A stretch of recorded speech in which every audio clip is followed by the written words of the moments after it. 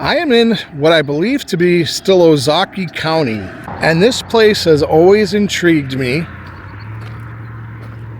but I've never had the gumption to go up to the property and say, hey, can I film here? So I'm just going to stand on the side of the road and catch what I can. Look at that. There's like 5 or 6 buildings here.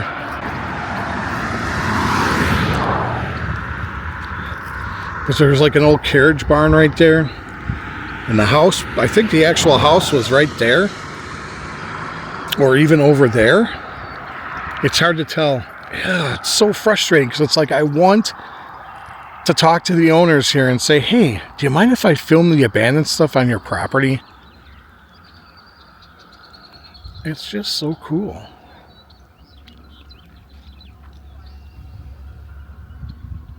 Yeah, I wish I could get closer.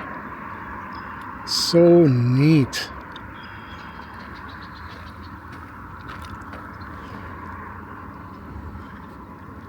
Very cool.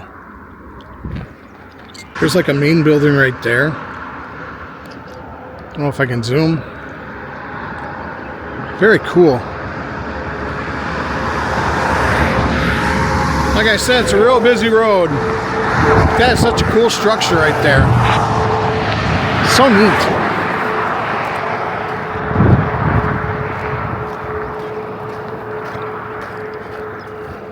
Yeah, I'm not going to give out any information on this one. Some people might notice it and know where it is. There was somebody outside walking a dog, but I didn't approach them. I think they might have saw me. I'd like to know more about that property. And maybe someday I will.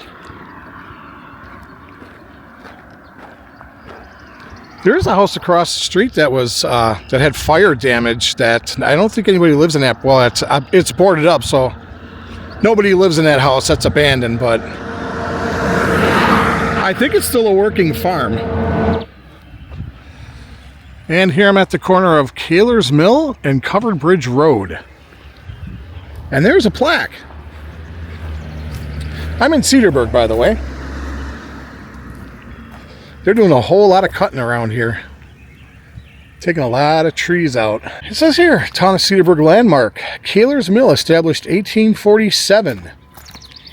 At the intersection of present day Covered Bridge and Kaler's Mill roads was the hamlet of Kaler's Mill. A flouring mill was established in about 1847 by Charles F. Uhlig. After going bankrupt, Uhlig's mother sold the west half of the northwest corner of Section 10 to J.H. Kaler for $4,000. His son Peter F.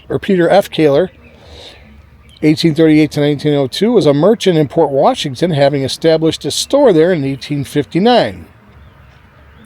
It is said that he petitioned the legislature for permission to become a merchant before the legal age of 21. He moved his family to the property, building a sawmill there, furnishing lumber for many area projects, as well as being in town government and the county agricultural society. The hamlet was also home to a blacksmith shop, several mill cottages, and a small store. The mills fell into disrepair after the Kaler family moved to Chicago in the late 1880s, following a very lengthy court battle over property taxes. The last traces of the mill disappeared in 1903 when the lumber and metal was salvaged and sold off. The only buildings remaining are the store, which has since become a single-family residence, and the blacksmith shop. This is a neat little area. There's a reason why I'm in this area, and we'll get to that next. There is something back here on this side as well. Historic Kaler's Mill. Okay. The sawmill was on the other side of the river.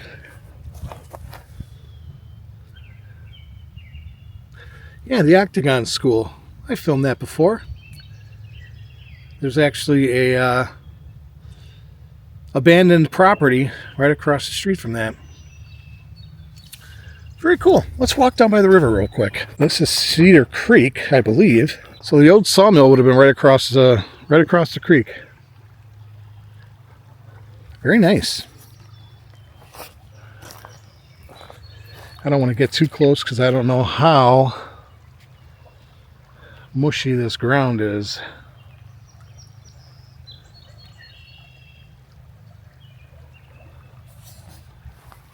Very quiet. Ooh, that tree right there almost looks like a face.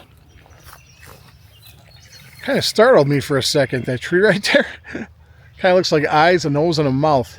Let's head down the road a little ways to where I want to go next. Hey folks, if you're new to the channel, welcome. If you could do me a favor, hit that like button, subscribe, comment, share. They're all free to do. You can also become a member on this channel. You can become a member on Patreon by going to www.patreon.com/roadtripswithyogi. And you can help support the channel that way. Or you can become a member on this YouTube channel. Tiers start at $3 a month. And for literally the price of a king-size candy bar, you can help support this channel. And I would greatly appreciate it. So consider doing those things if you like what you see here. Okay, folks? Now back to the video. I've mentioned this before. When I started my channel, I had a really low-cost version of a GoPro. And if you watch my first couple of episodes, the sound and picture aren't the greatest. Mrs. Yogi finally said, get a GoPro.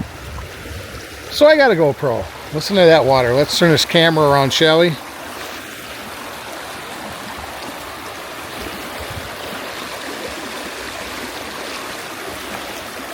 I'm on a wooden bridge crossing Cedar Creek right now.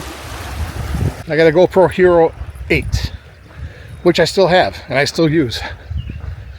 That's the only camera I've been using up until and my phone. I was also using my phone camera. That was until I got this, the Osmo, DJI Osmo 3. So I was thinking to myself, what would be a good place to take my GoPro for the first time and film? Well, we drove to Cedarburg, ended up here, Covered Bridge Park. So about 5 years ago, my very first episode on the GoPro was filmed here.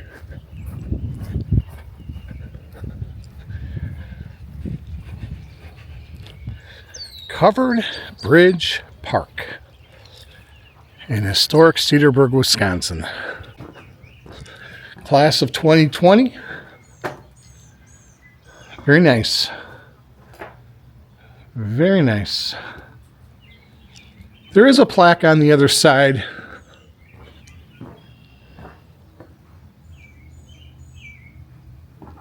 A lot of people are carving into this wood, which you shouldn't be doing, or writing on it at all. I don't like the fact that people do that. Mbop? Could it have been the band hands and that was here? So, yeah, you shouldn't do that, in my opinion. There's somebody taking photographs up ahead. Take a little turn around to the other side.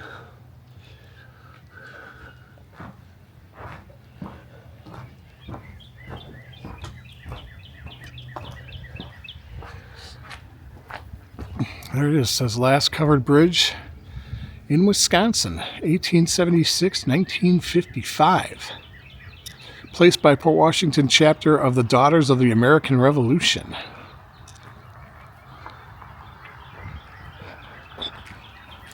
And here's a plaque. Last covered bridge. It was retired in 1962. This bridge was built by the town of Cedarburg on petition of neighboring farmers to replace periodically washed out bridges. Pine logs cut and milled at Baraboo were fitted and set in place, and lattice truss construction with 3x10-inch planks secured by 2-inch hardwood pins, eliminating the use of nails or bolts, and floored by 3-inch planking. The Ozaukee County Board in 1940 voted to assume the preservation and maintenance of this bridge. And this was erected in 1965.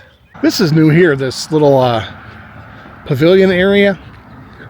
They built this in the last couple of years. This was not here when I filmed in 2020. So it's a couple years old, I think. But yeah, I don't recall this being here in 2020. Got some bathrooms there. It's a nice little park. Very quiet. Yeah, it's pretty wet down there. That's where I would like to go, right down there, but it's pretty wet.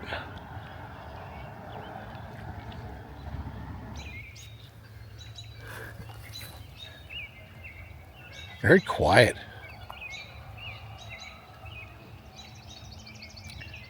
Very quiet. There's the ducks again.